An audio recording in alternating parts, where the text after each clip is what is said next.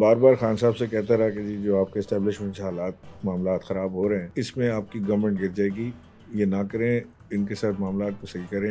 एक तो local establishment, फिर एक इंटरनेशनल इस्टेब्लिशमेंट से भी आपने बिगाड़ ली, अमेरिका से भी बिगाड़ ली, सऊदी अरब से मामला ख़राब हो रहे हैं, वो सारी चीज़ें मिलके ये गोना फॉल बैक। तो मुझे कहने लगे अच्छा तुम मुझे बताओ कि ये मुझे हटा देंगे तो किसको लाएंगे? शहबाज शरीफ से तो इनकी नवाज शरीफ से तो बनती नहीं, जरदारी बन नहीं सकता, किसको लाएंगे? बन के शहबाज को। तो वो ही एकदम से ही लाफ्ट और उन्होंने कहा do you think it's possible?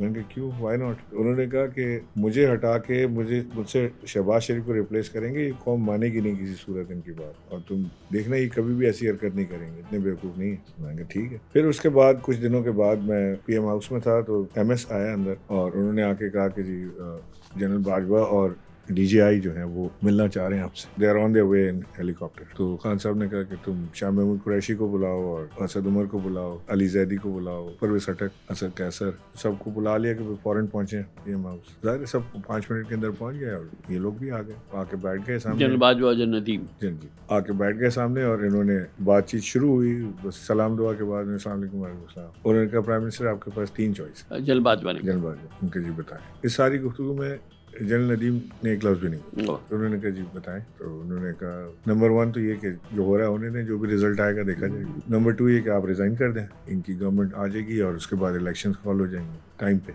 और नंबर 3 ये कि हम एक लास्ट डे एफर्ट कर लेते हैं कि ये लोग मूव वापस ले लें, नो कॉन्फिडेंस मोशन, और आप असेंबली डिसॉल्व कर दें और इलेक्शन अनाउंस कर दें। तो खान साहब थोड़े से अपसेट भी हुए। उन्होंने कहा कि इसका मतलब है कि आपने चॉइस तो मुझे कोई नहीं दी। पहली चॉइस अगर मैं होने दूँ जो हो रहा है तो आपकी मेरी इस मीटिंग की ज़रूरत नहीं है। दूसरी चॉइस अगर मैंने रिज़ाइन करके घर जाना है तो भी आपकी मेरी इस मीटिंग की ज़रूरत नहीं है। तीसरी चॉइस पे हम तैयार हैं, आप करें।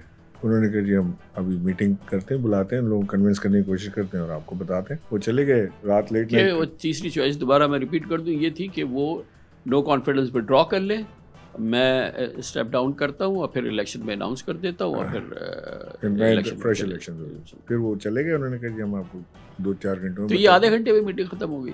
नहीं आधा घंटा किधर, ये तो 5 मिनट 7 मिनट इतनी बात हुई। बस आप इसको टाइम कर लें, इतनी ही बात हुई। बस दैट्स इट। हाँ जी, कोई प्रेजेंटेरीज एक्सचेंज नहीं हुई बिकॉज वो दोनों तरफ गुस्सा भी था और वो मामलात भी थे। वो उसी बार वो उठ के चले गए और बस फिर खान साहब ने कहा कि वेट करते हैं इनका। और हमें ये बिल्कुल तसल्ली थी कि ये अभी जवाब आ जाएगा इनका कि जी सुबह ये काम हो जाएगा तो हम सुबह इस्तीफा देंगे, जो भी करेंगे सुबह प्लान करेंगे। वो रात गुजर गई, कुछ नहीं हुआ। सुबह जो मालूम हुआ तो पता चला कि जी जरदारी साहब नहीं माने और फलाने नहीं माने और फलाने इनकार कर दिया। तो फिर हमने कहा ठीक है अब इसको नो कॉन्फिडेंस को फेस करेंगे। वो सारी कहानी हो गई ख़त्म और दिन आ गया जिस दिन ये होना था।